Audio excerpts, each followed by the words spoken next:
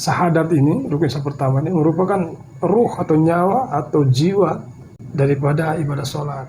Ruh atau nyawa dari zakat, ruh atau nyawa dari puasa, ruh atau nyawa dari haji. Ruh atau nyawa daripada seluruh amal ibadah kita. Apalagi ibadah mahdhah seperti sholat, zakat, puasa, dan haji. Seumpama tubuh, kalau tidak punya ruh, mati dia.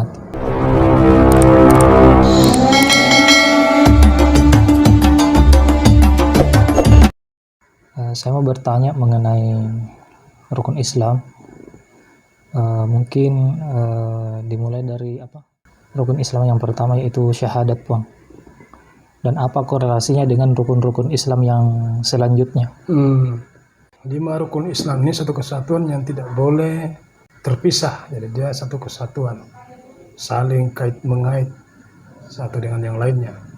Untuk mendekatkan pengertian atau pemahamannya, saya sering memberi satu analogi, satu perumpamaan. Jadi syahadat atau rukun Islam pertama ini bisa dianalogikan kalau sebuah bangunan itu pondasinya. Dia punya landasan, dia punya dasar. Sedangkan rukun kedua atau salat itu diumpamakan tiang, sebagai tiangnya. Puasa itu sebagai dindingnya, pelindung.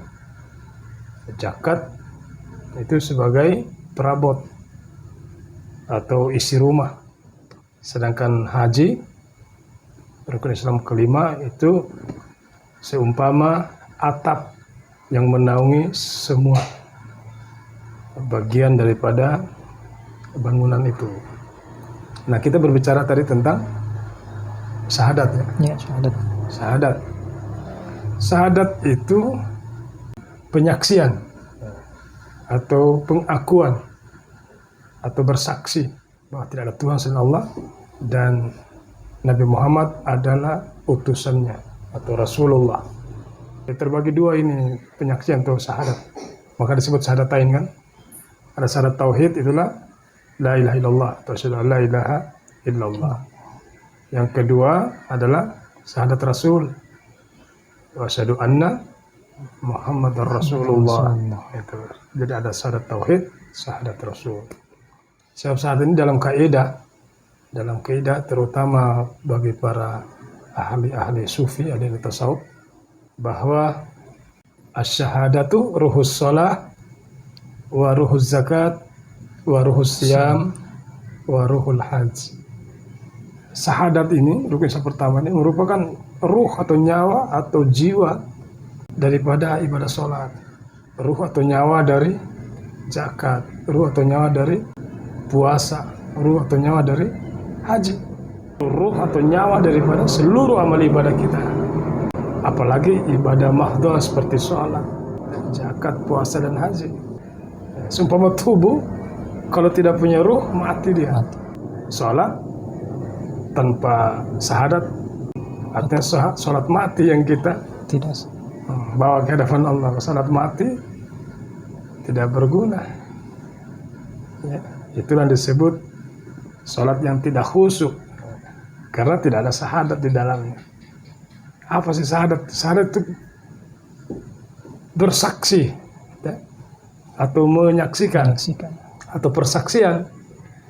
Jadi persaksian itu tidak hanya sekedar ucapan lidah, tidak hanya bersaksi melalui kata-kata atau ucapan lidah atau mulut, tulisan, tetapi dia keseluruhan harus bersaksi, baik itu mulutnya atau lidahnya maupun matanya, penglihatannya harus bersaksi, harus bersyahadat.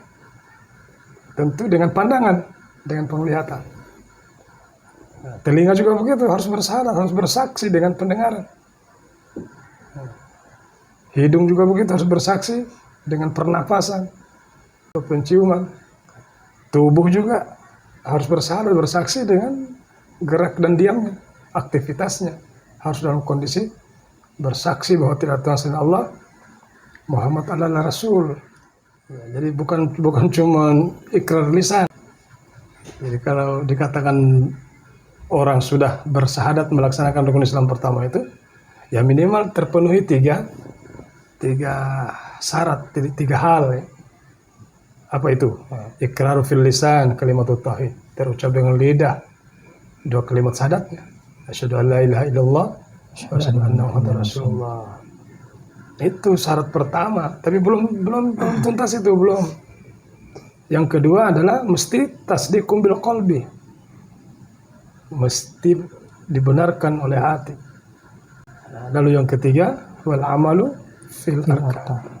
Harus dibuktikan, harus diaplikasikan dalam aktivitas perilaku sehari-hari.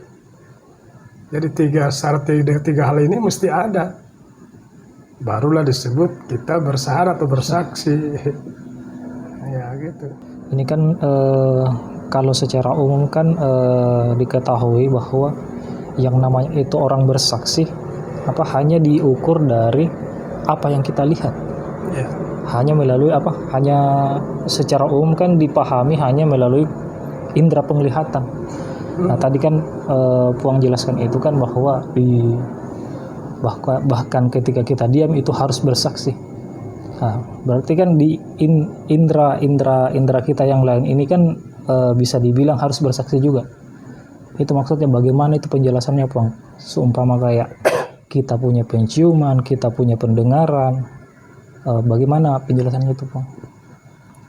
Iya, saya disclaimer dulu ya, bahwa orang yang dikatakan bersyahadat ya, melaksanakan rukun Islam pertama ini tidak hanya sekadar mengucap dua kalimat syahadat, tetapi ada 9 minimal ya, 9 hal, saya disebut dengan 9 hakikat.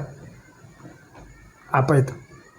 Mata dan penglihatannya harus juga bersaksi bahwa tidak ada Tuhan selain Allah. Melihat sesuatu harus menyaksikan Allah. Kemanapun kau menghadap, di situ ada wajah Allah, ada penampakan Allah, ada tajalliyat Allah. Maka kita harus bersaksi. Lalu telinga dan pendengaran, kita harus mendengarkan Allah. Itu juga dalam ranah penyaksian atau bersyahadat. Terus hidung, penciuman kita, pernapasan kita, keluar masuknya napas. Itu harus dalam rangka syahadat. Penyaksian bahwa seandainya tidak ada Allah, seandainya bukan Allah yang mengatur, seandainya bukan Allah yang mengeluarkan ini keluar masuknya napas kita. Ya, harus dalam syahadat itu keluar masuk nafas kita. Ya, tentu kita perlu belajar ke ahlinya ini. Ya. Ya. Mesti, karena dikatakan fas'alu ahla dzikri in kuntum la ta'lamun. Bertanyalah kamu atau bergurulah kamu kepada ahli zikir atau orang-orang yang mempunyai pengetahuan tentang itu. Ya, bagaimana sih penyaksian itu kan dalam rangka mengingat Allah sebenarnya, dalam rangka zikir, baik keadaan berdiri, baik dalam keadaan duduk-duduk, baik dalam keadaan berbaring. Jadi harus dalam kondisi bersyahadat.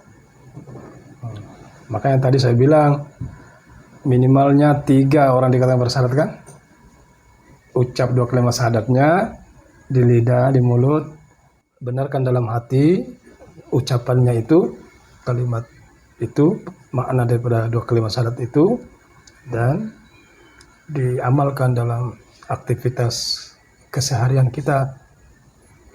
Nah, cuman yang di lidah ini kan dia waktu-waktu tertentu saja itu mengucapkan 2 kalimat syahadat. Itu kan syarat pertama kan.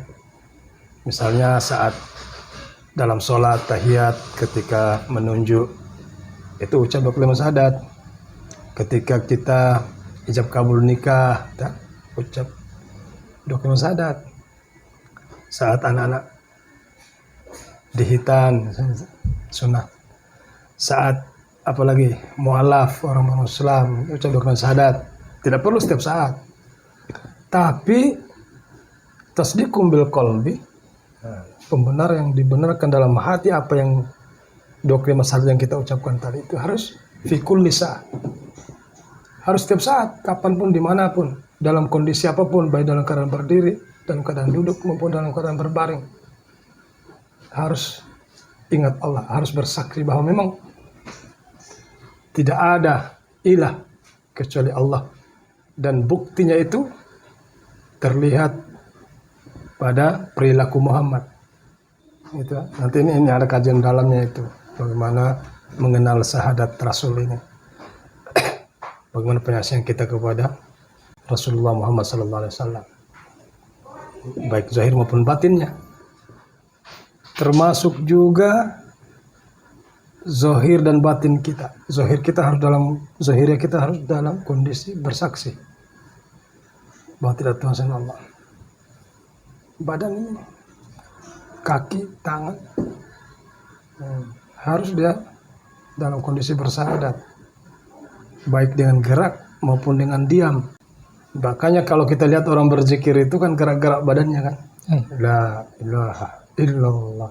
Ini kan tubuhnya juga bersaksi bahwa tidak ada lain yang disembah kecuali Allah. Tidak ada ilah kecuali Allah. Makanya barang-barang goyang-goyang. Artinya mengatakan tidak. Ada juga geleng-geleng. Tidak. Sekarang kan dia bilang, tidak ada kekuatanku, tidak ada ilmuku, tidak ada hartaku, tidak ada. Semua daya upayaku.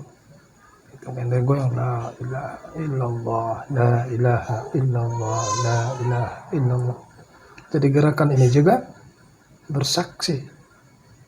Bahkan diam pun, dalam diamnya dia bersaksi bahwa tidak ada Tuhan selain Allah, Muhammad adalah Rasul. Jadi 9 itu.